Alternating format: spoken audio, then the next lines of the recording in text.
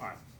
Thank you guys for being here. We are doing a podcast on the flip side. We're going to discuss today the male experience kind of being raised right now as young men. I sent you guys some questions, but so the objective is through the male lens, we're going to focus on some tension points: status, pressure, confusion, dating, identity, and things that are not said aloud.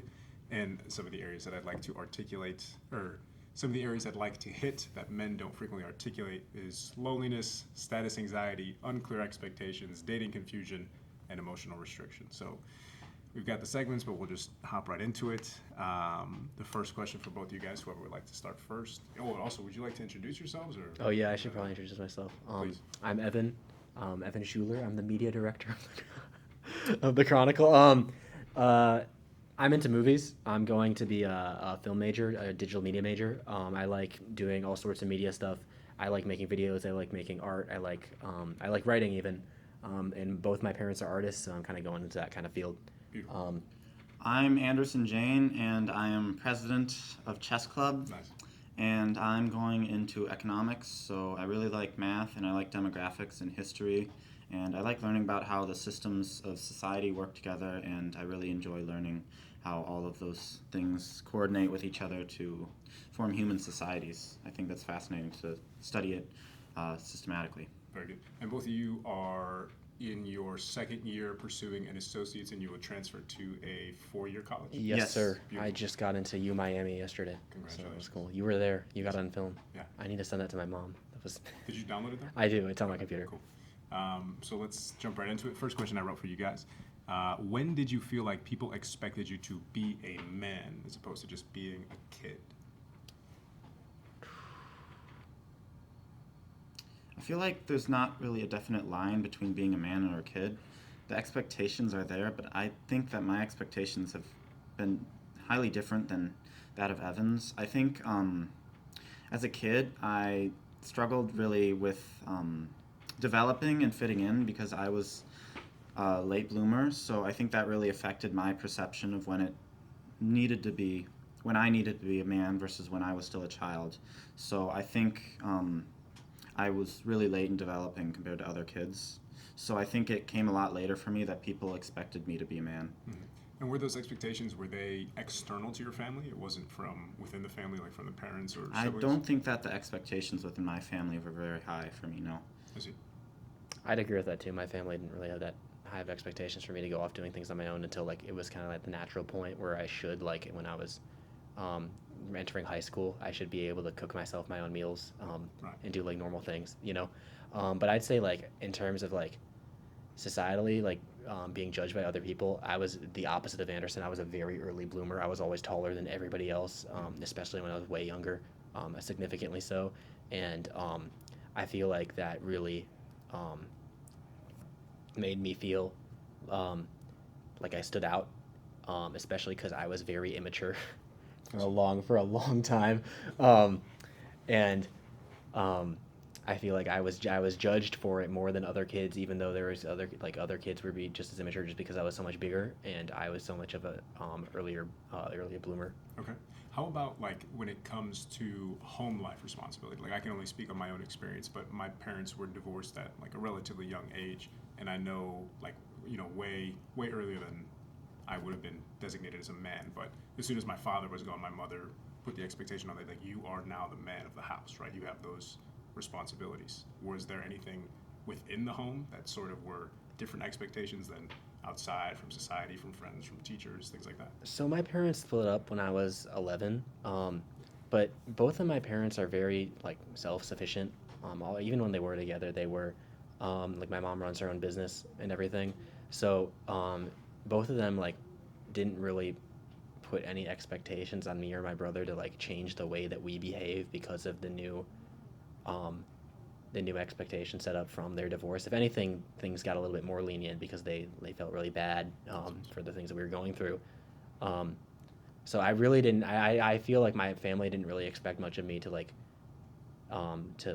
be very self-sufficient until after COVID, because I developed some not like some bad traits, like some like really being really lazy, not knowing how to do anything for yourself, like just laying in bed all day, that I mean I are not associated with being a man, but I also feel like just kind of not really associated with being a self-sufficient person. Right. I don't know about you. Yeah. What was the question again? Like, so all of the expectations that you guys described, it sounded like it was coming from friends or society or like the culture as Yeah, a whole. But I if it was think different that within the those. expectations are not really limited to families, but more societally.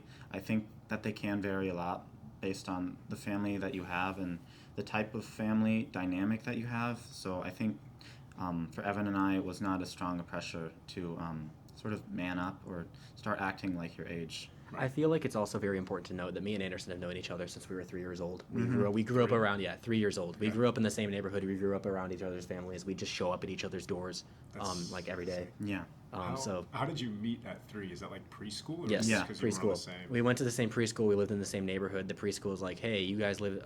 Told our parent, like our moms, like, hey, these two kids live in the same neighborhood. Maybe you guys can have them hang out. So they facilitated you guys? I think becoming so. friends? That's what my mom told me. That's Right? Yeah. Beautiful. Okay, well, let's go to the next one.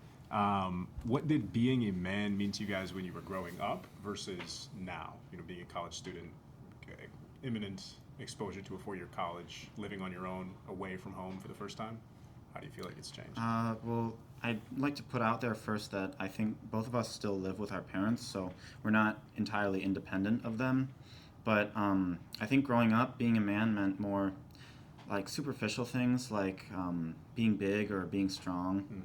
And I think now it means more to have the personality traits that are conducive to like taking care of other people or really standing up for what you think is right. I think to me that's what you should do. To me, I feel like the expectation of being a man was being like having goals in your life and striving towards them and being independent with that. Because that was the main thing that my family encouraged me to do. It wasn't like you need to be a man and look after your your younger brother. Like of course they wanted me to like be a good brother for my younger brother, but I didn't have to like be like he like I you have to be responsible for this person, or like superficial things like treating girls some way or whatever. I don't know. I'd say the main expectation for me was to like like do do the work to that will help myself succeed rather than just like having other people do it for me. That's beautiful. So it's like a healthy way of getting you to be a competent and like sovereign or self-sufficient person, but like the Yeah. things that are required of you to succeed in our society as it is. And that's a main reason I went to CLC as well, because I wasn't like I had a vague idea of what I wanted to do, but I hadn't really tried in high school that much. And I really used the time to like figure out specifically what my goals were and like really go all in and put my all into achieving them. You know, and I feel like my parents are very proud of me for that and very happy that that was the decision that I made. It's a beautiful thing. Cool. Next question. Who or what shaped your idea of masculinity the most? Family, friends, the internet, etc. I feel like we've kind of covered a lot of this, but I'm curious, outside of what we have covered, how did the internet play a role in shaping your guys' lives? Because I imagine your cohort, you would have had Chromebooks, iPads in high school. Yeah, You we would had have iPads. COVID, which have been all like online education, and then the advent, like social media was always a thing since you guys were old enough to be using phones or whatever it is that you had first exposure to. So how did the internet and all of these technologies have an impact on your perception of masculinity, who you should be, how you should behave? Yeah, I think that it's really interesting because as I spent more time on the internet, I've started to notice that I feel there's an increasing amount of people online who seem to be disillusioned on both sides of the gender aisle, like with the norms and standards of the genders that they have. And I think that like it's really easy on the internet to fall into one of those two buckets and just become a self-contained sphere of information, kind of like the manosphere. And I think that's like a dangerous trap. So I think that the internet definitely influences a lot of people like that. I think it has influenced me not as much because I don't really go on social media almost at all.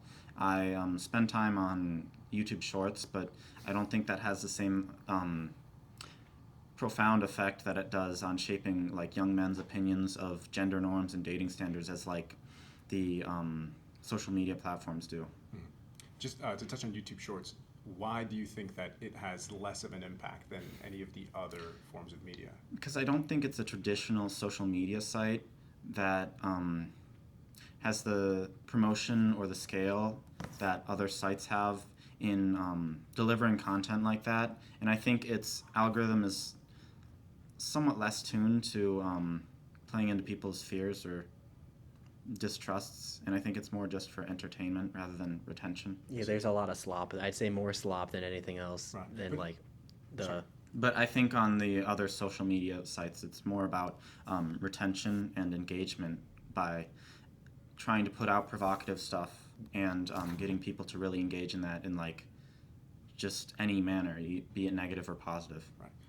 Within your experience of YouTube Shorts, even it is predominantly slop, but do you not find that like the algorithm is capable of identifying whether you are a man or a woman, and that it posts or it poses more gendered content, like sexualized image of girls or masculine images of men? Like, do you not find that is sort of pervasive throughout the feed? Yeah, I think all of them are definitely at this point capable of determining whether you're a man or a woman based on your search patterns and your interests. But I think it's less pronounced in YouTube. Okay, cool.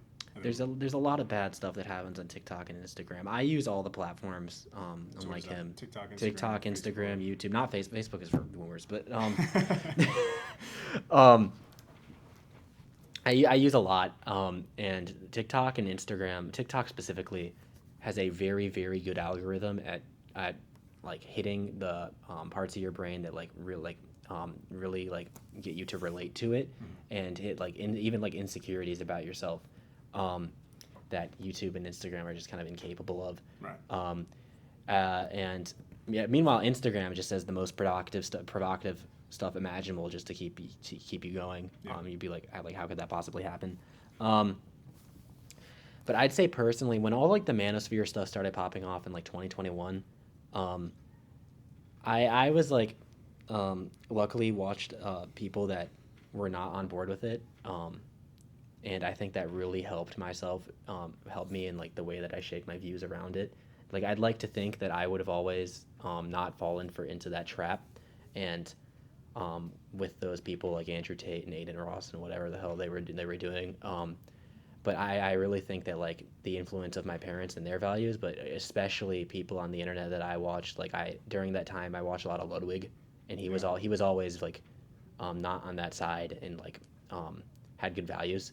A lot, and I think that really helped me a lot, And then just another curiosity of mine. So the word social media, has your experience actually been social, or is the extent of your socialization on these technologies mostly like, hey, I'm just scrolling through memes all day?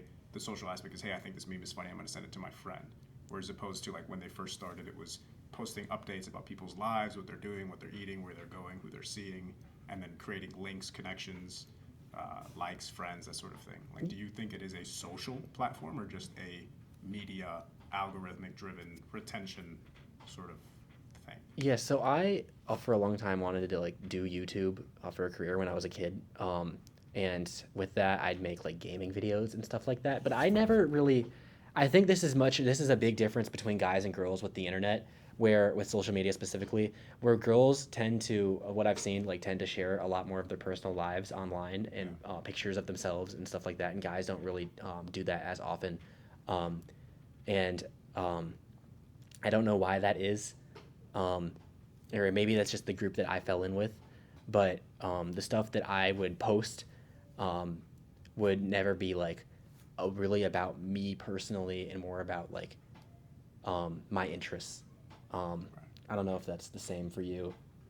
I can't really say strongly for myself because I don't use social media like Instagram or Facebook, but I do definitely agree that there is a lot more of a drive for young women than young men to publish more on Instagram. I don't know if it's a pressure more than is an inclination for them to do that. But I'm not really sure why that would be.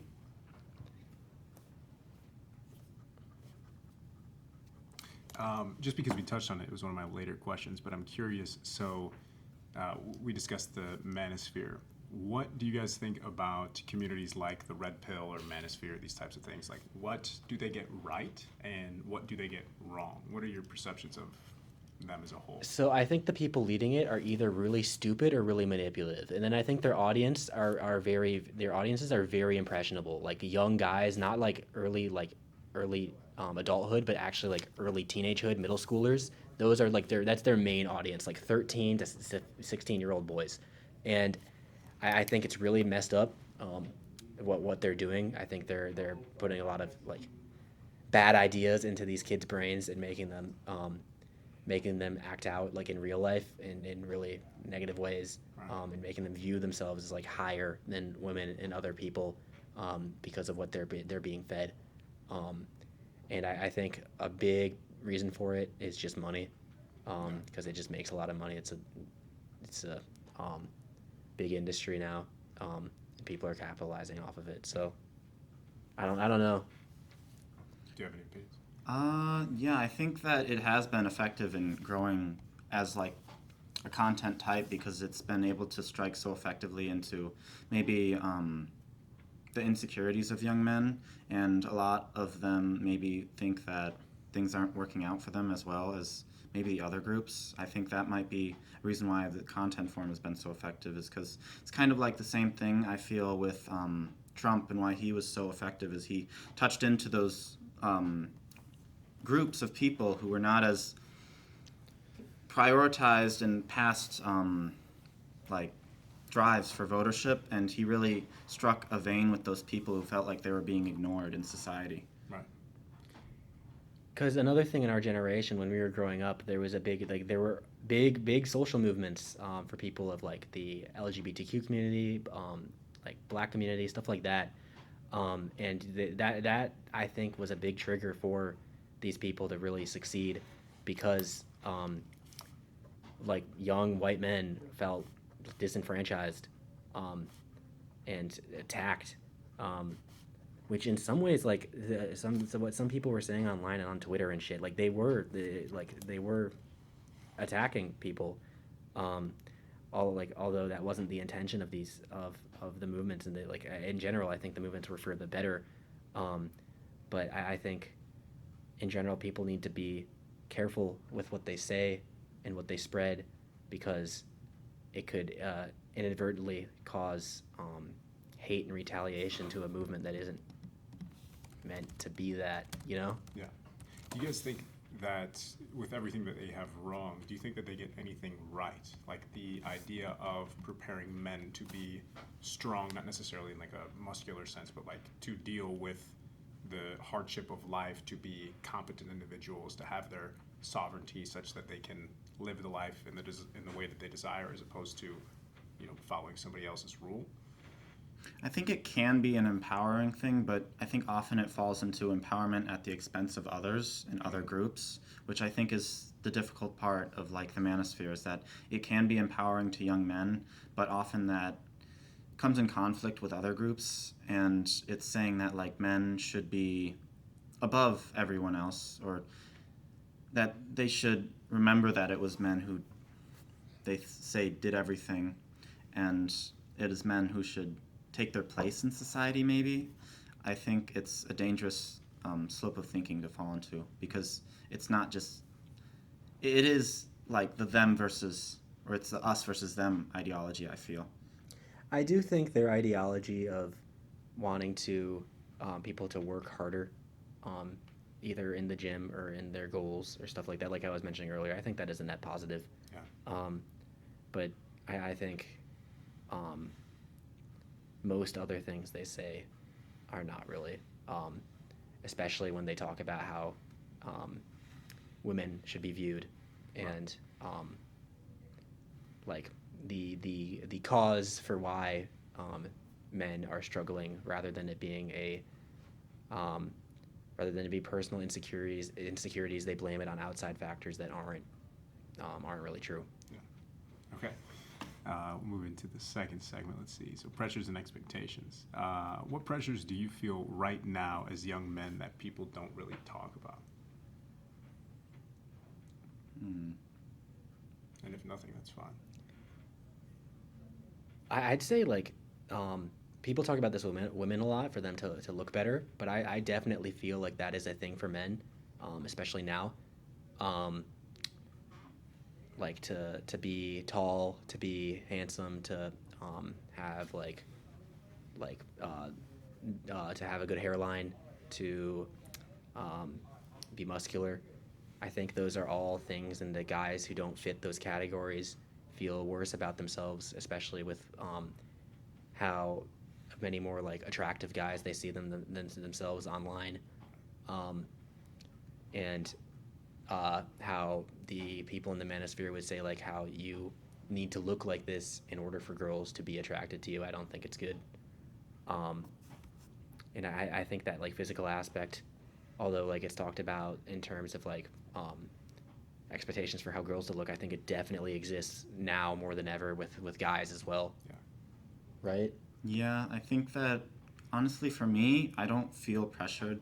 I think that's probably more a product of my character and my maybe more disconnect from social norms that I feel.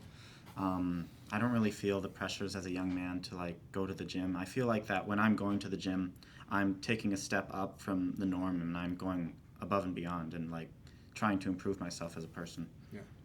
How do you two feel about like the advent of looks maxing culture and people like Clavicular that focus strictly on amplifying their physical appearance as opposed to like improving the health of their body, the functioning of their organs, their ability to speak or to carry themselves well? Well, clavicular specifically is like autistic for that. That's like his special interest is looks maxing, and that's all he cares about. It's strange. But like you can't deny that like people who do participate in that and like put a ton of effort into making themselves look better, they do look better, like objectively more attractive. And I think it causes some harm because that's not something that you should be caring about like that much. And I feel like I fall into that a lot, where it's something I deeply care about, and To I'm very look insecure good. to look better. Yeah, and I'm deeply insecure about. And I wouldn't say those groups specifically are the reason for it, but I can totally see how people would be, I mean, like, caught in their like in their words and fall into like caring only about that and not other things. I think that in life, there you should be passionate about what you care about personally, and I think that's like truly, it's a very small sect of people who like who their passion without outside influence would be to look better. Yeah. You have anything? Yeah, I think that it can be quite unhealthy. I think there are beauty standards on both sides of the gender aisle, but I think probably that beauty standards for men being heightened like this is a more recent phenomenon, but for women, I think it's been heightened like that for quite a while now. Yeah. And I'm just curious, do you think the origin of things like looks maxing are sourced within, like you mentioning, picking on insecurities because it's something that can keep retention and like sell courses? Yes, Right? yeah. Just anything that someone Definitely. can be insecure about, they're going to grab onto it? Yes. Right. TikTok and social media, they have monetized so many different things, and insecurities being like one of the most one of the human attributes that people have been able to squeeze the most money out of, because it's something people care about, is what they're insecure about, and it's really messed up. I don't like it because I don't know. I can really relate to people who would fall into that, and I think people who take advantage of that are not good people, and it should not be like accepted in society. Yeah. But it is. Yeah. All right, let's see. Where do you feel behind or ahead compared to other guys your age? I think both of sorry. No, you go. I go. I think both of us, like, academically, um, have grown up in like a good environment in terms of like um, what you should value, like, why being like a good student, and why learning is very important. I think we're ahead in that aspect. I think Mm-hmm. that's not something that people, guys our age, care about as much as they may have in a different environment, or in the past. And I very much appreciate that, because I think it's a really good value. Um, do you have anything else that you think we Or or you, ahead or in. you ahead in, or you Well, I specifically? think personally that I've really been able to be financially responsible and get a head start on that. And I think that's a big factor that I'm ahead in. Um, Other than that, I think that I'm just normal. I don't know. I don't feel normal like as a person.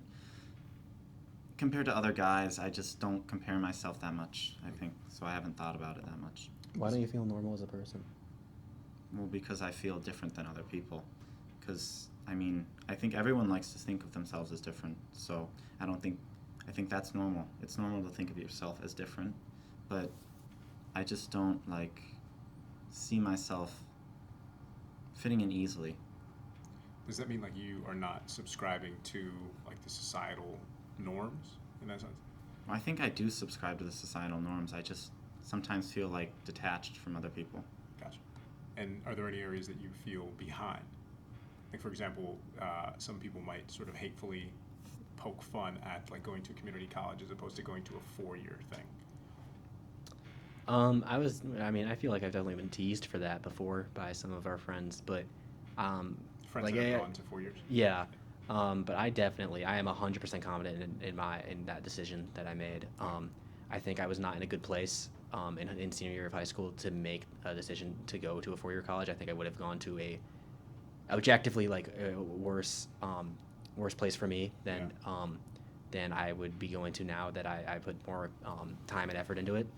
Um, and I've really, I mean, I personally have really succeeded in my journey to a 4-year university in these 2 years. So I'm very confident in that decision that I made. Ye- Um, Yeah, I agree. I think honestly, going to community college has really helped me hone my focus into what I want to do with my life, and it's really allowed me to give that clarity. And I think it'll allow me to transfer to a much better school than I would have if I didn't go to community college. but other, like, things that you think that we think we're behind in, like, as a man. There's not really Um, anything. I could think of dating norms. I think I'm behind in understanding those. I really actually don't understand social cues as much, but I don't know if that's just like in other guys' things, but I think that's just like to all people. I don't pick up on those things as well.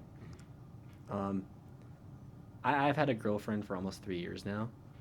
Um, so dating norms, it's like I don't know, because I've only ever had, like, this one experience with this one girl, and she's awesome. She's like one of the best people I've ever met. Um, but, like, I think if there's a moment that we're ever not together, I think I may be a little behind just because of the that pivotal moment in my life that I got in such a committed thing. Right. I don't know, Behind on what precisely? like, um, just like what was it? The thing that you said, dating standards, like that. I don't know. Like social cues? Social, like, not, I don't know, like, How to play the game of dating? yeah, pretty I gotcha.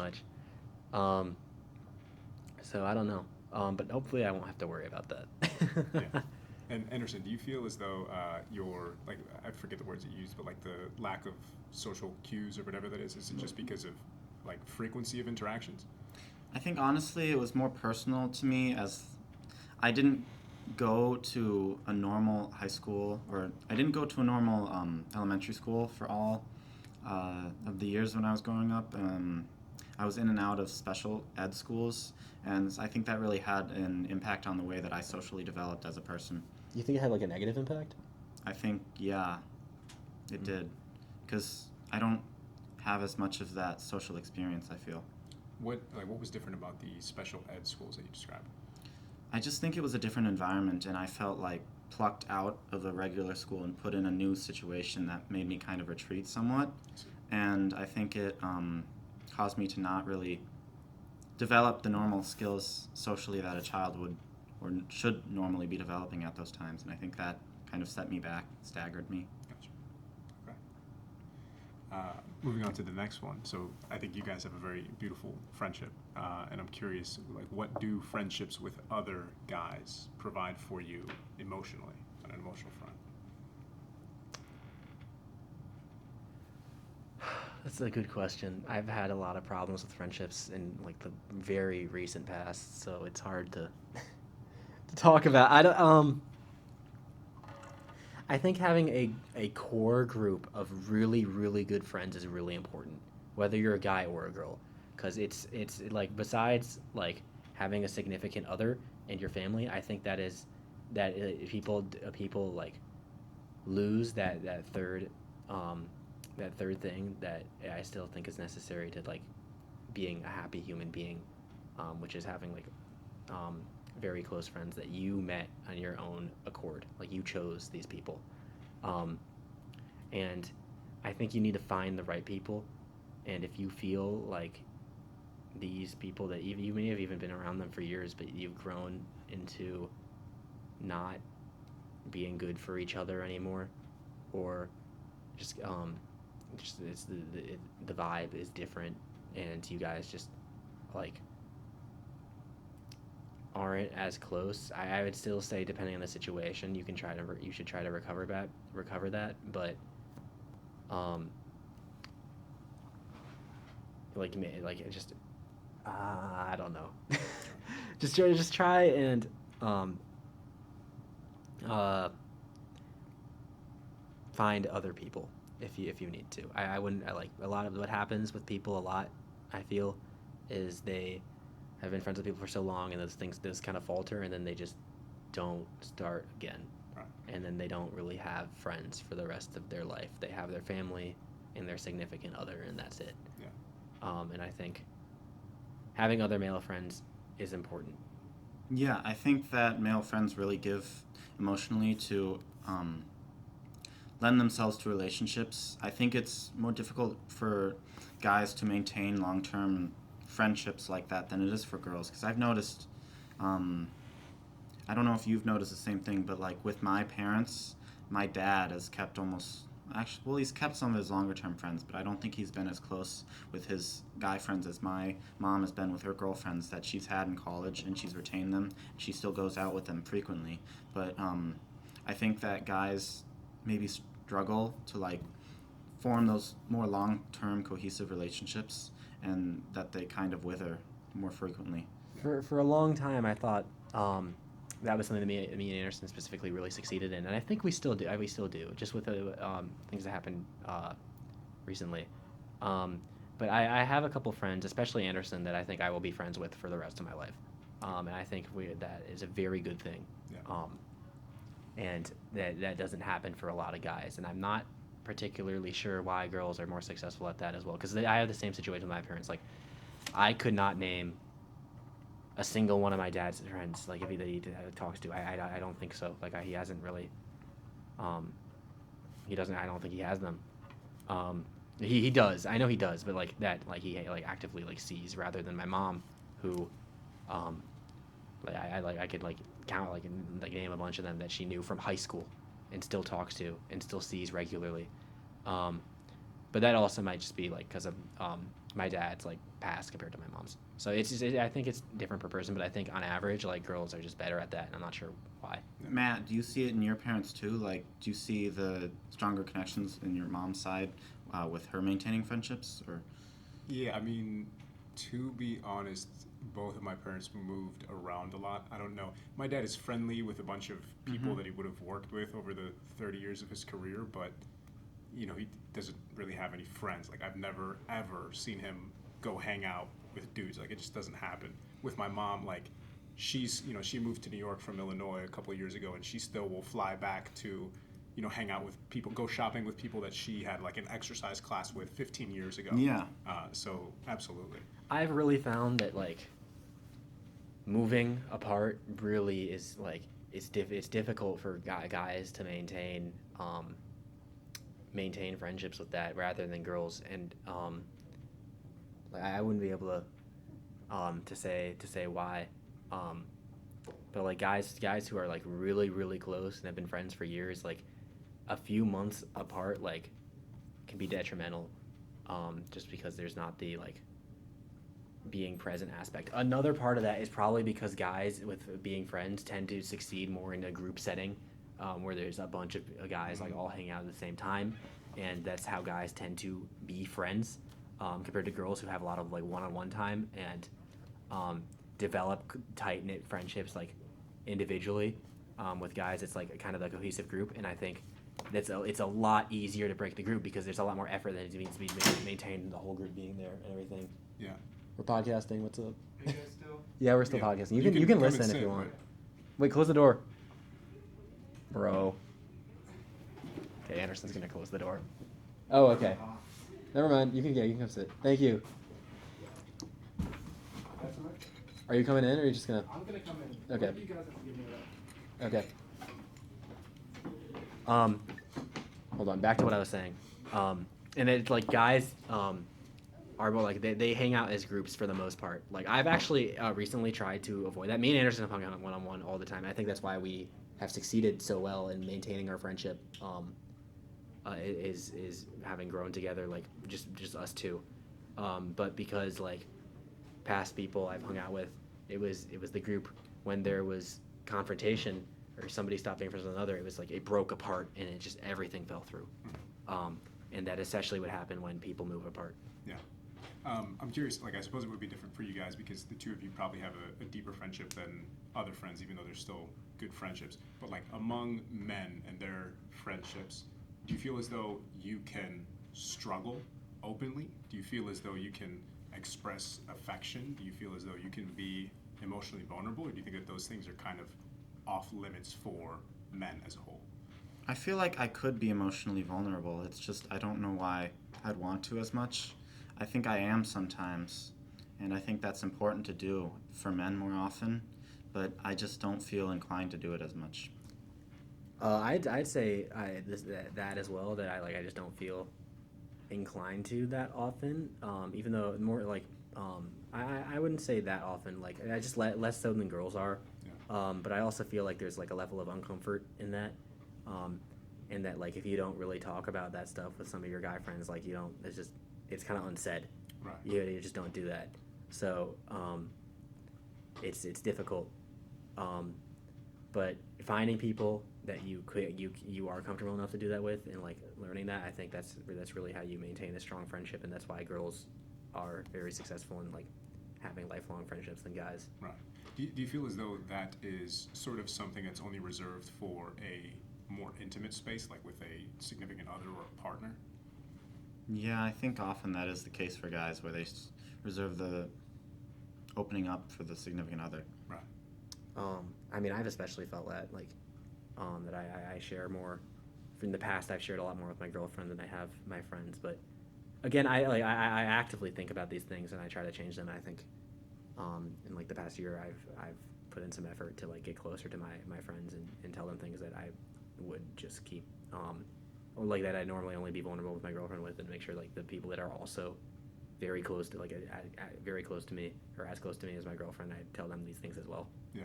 But ideally, men would be able to provide that sort of support for other men without any sort of negative repercussion or whatever might come with that, Yeah. Yeah. for like a healthy, strong society. Yeah, definitely. Cool. Yo, Ryan, will you do me a favor? Ryan, can you see if we can all be seen on the camera? Do you want me to move it? Can we all be seen? Yeah. Yeah. You're just a little bit. Can you like Come on. just make it so that we're even? Thank you, bro.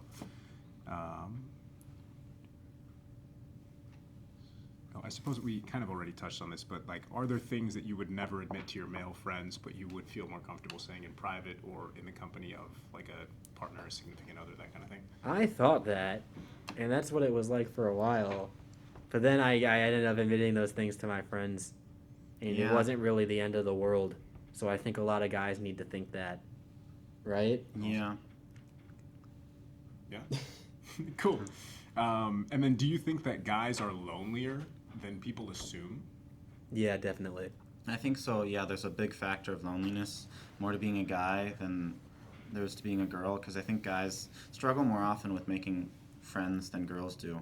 And I think that's a long-term struggle, and retaining them also, like we talked about, how guys struggle to retain longer-term friends more often than girls do, and I think that's a big issue. Yeah. Okay. Next segment. How have you guys noticed that guys our age compete with one another, even subtly? I think they compete with each other in terms of muscularity and stature.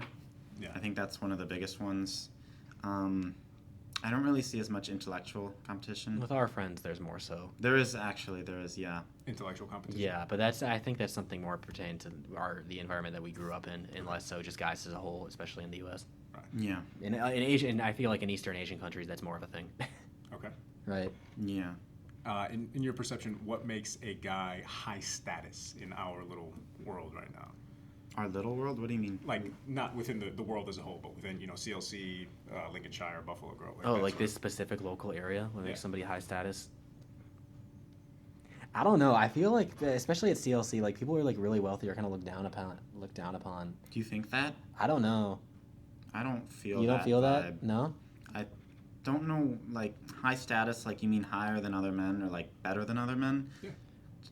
CLC is If a there is a very perception. diverse and probably- I wouldn't even call it much of a community just because people don't really talk that much. It's like Right. like the people that I see here all the time, I can name almost all of them because there's not that many people who are here all the time. Yeah. Or at least describe all of them. Because people just come in, go to the class, leave. Right. Not many people participate. And then they're gone in 2 years. Exactly. Yeah, exactly. So I wouldn't say there's much expectations because there's like not much of a community. Sure. Um, Yeah. But I guess to look good. I don't know. Yeah, I think the high status, I guess that would be having a girlfriend. I remember, Evan, when you first got your girlfriend, you wouldn't stop talking about it. Yeah. It was the largest ego boost I've ever seen anyone Well, that was experience. on top of me losing 100 pounds, so my ego went through the roof. Yeah, it really Um, did. It was bad. It made you high, like, in your ego. It just wouldn't stop. That's awesome. I don't think that was good. Like it felt good. But I don't think that was good for me to have both of those things at the exact same time because it made me feel, like I felt better than other people for a while. Oh, I see. And In a it superior gave me a sense? big ego. Yeah. And then it was like a sugar high. Like it was awesome for like I felt like the best person ever for like a few months, and then it crashed, and I don't think I've fully recovered since then in terms of like being like insecure about things. I see. Right? I don't know. Mhm. But is that a good thing? Like, did your friends do a good job of sort of humbling you and bringing you back down to a like level head? I don't know if I'd attribute it to that. I think it just, the high of having, or the ego boost of having a girlfriend, it leveled off over time for you, Evan. Yeah. I mean, all things do like that. Yeah. Fades out eventually. It just naturally did, and then all the things that I was struggling with before I got a girlfriend, they returned. I see. Like it was like a temporary fix, and I still love my girlfriend, and she's amazing, and I love spending time with her, and all that. But like, what I was expecting her being in my life to fix insecurities that I have, and then they didn't, and that's okay.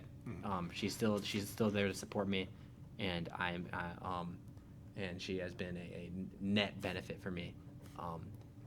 And I'm glad I stayed with her and didn't like just leave her after I realized that like she wouldn't fix these things, because no girl would be able to fix that. That's on me, Right. you know? Yeah. Your That's personal issues aren't fixed by going into a relationship. Exactly. Yeah. Yeah. And then I'm also curious, when both of you say looking good, is that more like hairstyle, facial grooming, bathing, things like this? It's not necessarily like you have to be wearing this particular brand or these kinds of Jordan shoes or things like that. Like where I think does looking good there lie? is a style right now, and I think it's not having facial hair, and it's kind of having like the flowy hair. I don't know. Flowy hair. We both have the flowy hair now. Yeah, We Even do. you do. I didn't think you'd go into that, but you did. You did. And I you think did. it looks better. I do. I just think that there are like standards and norms for like beauty in guys right now. I struggle with my hair. I always want it to look like very good, and when it doesn't, I get insecure about it. Like yeah, you see that I am fucking with it 24/7, especially like, even now and like in front of the camera, and that's like I'll admit like that is probably I'm doing it more so because I know there's a camera there, and I want it to look good. I think hair is a big thing for guys now, more than ever, and especially like people who have like a hairline that's not the best or like receding or something. It's a big insecurity. So I'd say for guys now, like height is probably the number one insecure. Which luckily I'm 6 feet tall. I don't really give a shit. Like Yeah.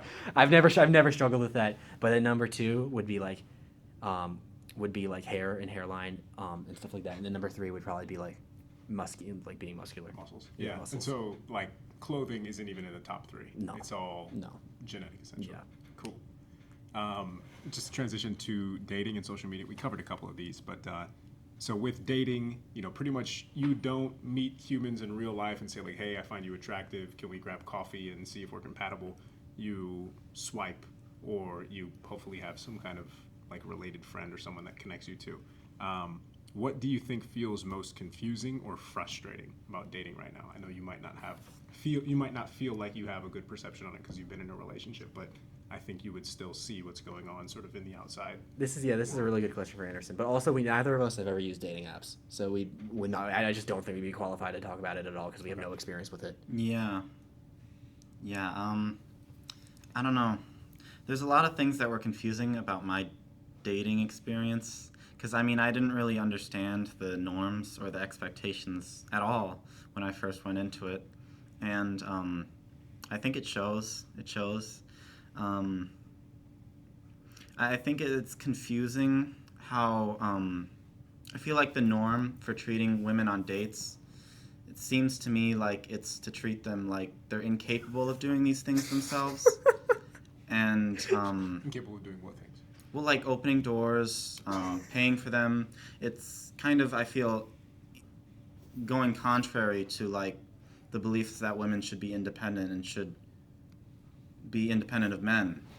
So I think that's somewhat hypocritical of just the norms, but I don't think there's anyone to blame for it. I think both sides feed into it, so it's not really a one side or the other that is to blame. Yeah. I just think it's really interesting how they still exist in a modern context because I think girls like it when you do that more, and guys play into that because they'll do anything to boost their chances. Well, girls also get more attention than guys in general. Yeah. So they expect it. In real life or Yeah, social media? in both. And like a lot of that is like attention they do not want. But it's still like with the guy that they end up wanting to be with. I feel like a lot of girls would like expect the amount of attention to be proper, like more so than a guy has, especially who hasn't really dated somebody before, would be used to giving somebody. Right. Because they like guys, they don't really like depend. You really have to look really good to get up to get like just general attention from like random girls as a guy. I feel In the real world. yeah, Yeah. even online too, like because guys don't really post themselves either. I don't know. Right. Not wrong. Cool. Let's see what else.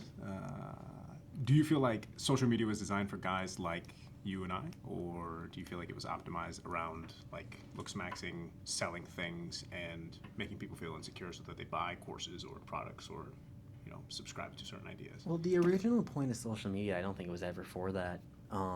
It was just for people to communicate from home And kinda stay talk connected. and stay connected. Yeah. And I think that was the goal of it. I think it's been hijacked by people doing that. I think hijacked is a very good word for that. I'm proud of myself for that. Nice. But yeah, in terms of like, if we think it was made for us, I think it's probably a net negative for myself if I'm on it for too long, just because it makes me insecure about myself. I don't know about you. You don't use it, so I mean, why don't you use it? I think it's just generally unhealthy. Like, I see people go on Instagram just to like look up other people and to just, I don't know, window shop. I feel that's You're just, saying like romantically? I don't know. It's just like I don't feel compelled to just get social media because I think either you're using it like I think Instagram it's like the biggest social media, right? I mean, I think so. are there any others that like? I mean, Snapchat that's social media too, but like Instagram is a lot bigger than Snapchat, right? Yeah. I think TikTok is the biggest. Well, TikTok, it's like the TikTok's also an entertainment platform. Instagram is solely, I mean, excluding Reels, is solely social media. But yeah, I think like the two reasons I could think of for downloading Instagram would be A, to get Reels, which is I think a terrible place. It's kind of I don't know, degrading, or B, to get Instagram to like connect with other people. But I don't really see needing Instagram because I think just looking through photos isn't a great way to connect. I don't see that being a material benefit to myself. I don't see the motive. Okay. And then just a few more questions to sort of wrap things up here. Mm-hmm. What do you think women misunderstand about men your age? I think a lot of women assume all guys. I don't know, like What where are you I was going gonna with say this? I was gonna go with like women assume that like guys are like confident in themselves, but I don't think that's the angle I want to go with because I definitely don't think that because women are very aware of incels and Yeah, I don't like think that's guys true. in the manosphere and whatever. So I completely disagree with that. I don't. But I don't know like what would women not know. I feel like women are much more aware of how guys are like than the opposite. I feel like the friends is something male friends is something that women don't really understand. Guy Not like women having male friends, but like guys guys view of friendship compared to Nature of women's. the Yeah. types of relationships men can have. Yeah, exactly. I feel like women view like their friendships in a very different manner than guys do, and there's different expectations there, and they may be like, why don't like if they're like there's like, my girlfriend tells me this a lot. Like a lot of the things that happen between me and my friends can be resolved if we just talk about it. Yeah. instead Yeah. of- I and don't- we don't do, and we just know we don't do that. And I feel like that's the case in almost like all male friendships. Well, do you think that's the reason that the issues aren't resolved, and you think that would resolve it just I talking it out? I think it would help a lot. Because I definitely remember think it very would. clearly she was calling us immature for not talking it out like that. But I don't know. I think there might be more nuance to it than that. I think sometimes people just have differences that they don't want to settle, and I don't know. Maybe that's all right with them, but I do agree that you should not just hate someone forever. Like, I think you can learn to coexist. I feel like for guys, a lot of stuff is all or nothing. That I've experienced. What do you mean? Just in terms of like, it's either like I'm friends with you or I'm not friends with you. I feel like with girls, there's more of like. Well, an there's in no between. tolerating someone. Yeah, I feel like if like a guy like dislikes somebody, they're just like I'm not like okay, just go away. I don't want to be friends with you. I feel like even if like somebody is like has like beef with somebody else, but they're still friends with them, they'd still say they're friends with them. And it's just when like when they're not, they just say they're not. They don't want to be around them at all. Right? I don't know. Mm-hmm. With girls, I feel like there's like it is like friendship is more of like a spectrum. Well, with guys, it's like you are or Binary? you're binary. Yeah, you are or you're not. Yeah. Okay. Do you think, like, if nothing comes to mind, we'll just skip to the next one. Do you think there's anything that men misunderstand about women, largely, from your perspective?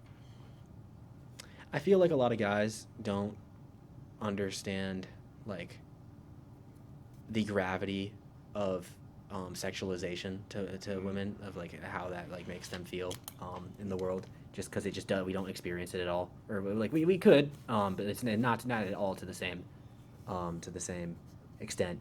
whether it's online and expectations or just in person, like being catcalled on the street and shit. Yeah. Right? What do you think? Yeah, I think that women definitely experience a lot more sexualization. I think there's a lot of struggles that both sides don't understand really about each other, but I think it's kind of hard to say like what men misunderstand about women or what women understand about men, because I feel like you'd kind of have to be like from both sides to really get the full picture there.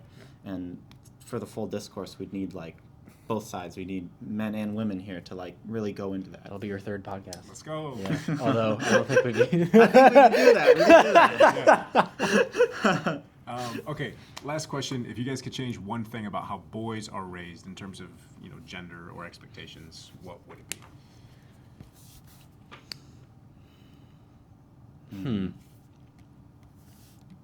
I think that it should be encouraged is to what being a man should be is to be yourself.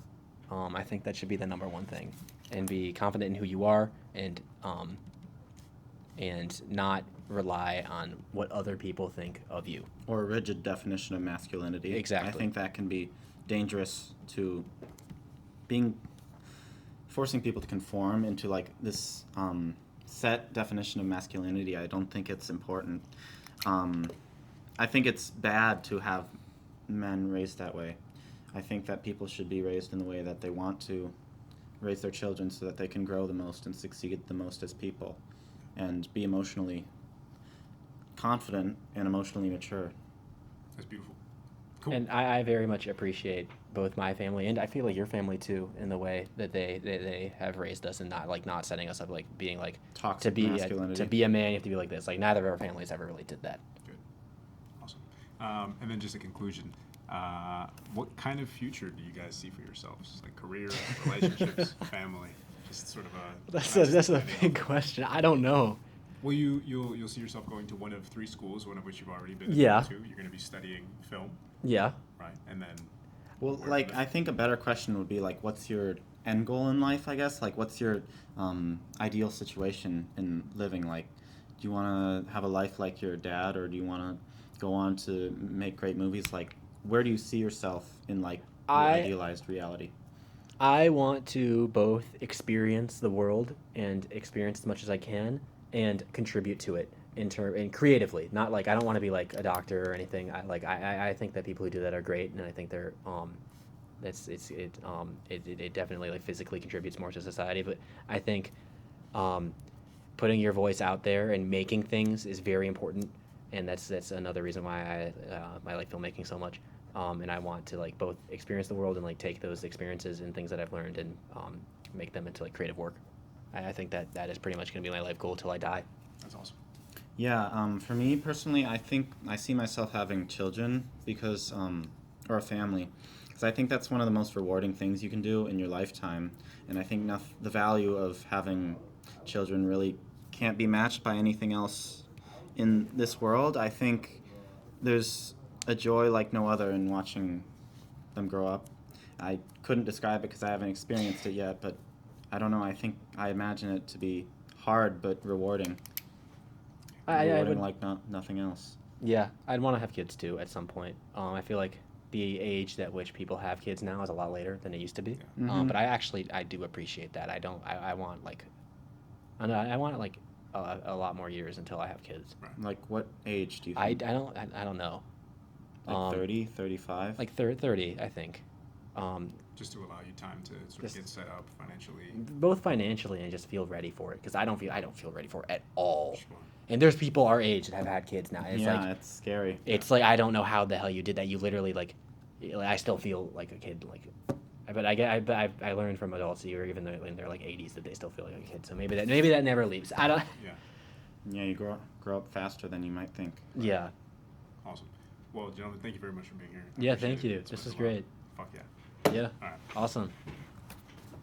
Did you have fun? Yes. Yes. Yeah. Well, we'll see you next time on Diametrically Opposed. What does that mean?